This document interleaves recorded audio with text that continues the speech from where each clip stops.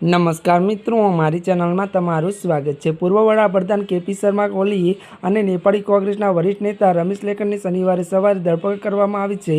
September 2025માં નેપાળમાં થયેલા વિવાદાસ્પદ જનરલ વિરોધ પ્રદર્શન દરમિયાન નિર્દોષ નાગરિકોના મોત અને સત્તાવાર પદના દુરુપયોગ બદલ તેમની સામે ગુનાહિત હત્યા અને ગુનાહિત બેદરકારી કેસ દાખલ કરવામાં આવ્યો છે।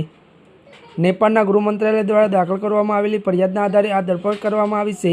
પૂર્વ સ્પેશિયલ કોર્ટ જજ ગૌરી બહાદુર કારકીની નિવૃત્તિ હેઠળના તપાસ પંચે આ હિંસા માટે કેપી શર્મા ઓલી લેખક ત્યારે રમેશ લેખક અને તત્કાલીન પોલીસ મહાનિરીક્ષક ચંદ્ર કુબેરપાંખુ સીધા જવાબદાર ઠેરવ્યા છે। સપ્ટેમ્બર 2025ના ત્યારે નેપાળના યુવા દ્વારા શરૂ થયેલું આ આંદોલન શરૂઆતમાં સોશિયલ મીડિયા પર પ્રતિબંધ અને સરકારી ભ્રષ્ટાચાર વિરુદ્ધ હતું, પરંતુ 8 સપ્ટેમ્બરના રોજ કાઠમાંડુ સહિતના શહેરોમાં સ્થિતિ વણસી ગઈ હતી અને ત્યારે પોલીસ વિરોધ વચ્ચે થયેલી ત્યારે અથડામણ 70થી વધુ લોકોએ જીવ ગુમાવ્યા હતા, જેમાંથી 19 લોકોના મોત માત્ર 8 સપ્ટેમ્બરના રોજ થયા હતા।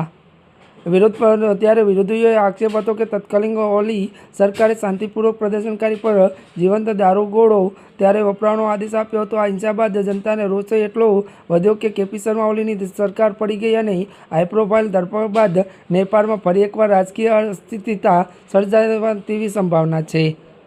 ત્યારે મિત્રો, આજના માટે આટલું જ। અમારી ચેનલમાં નવા હોય તો ચેનલને અમારી લાઇક, શેર અને સબસ્ક્રાઈબ કરી દેજો।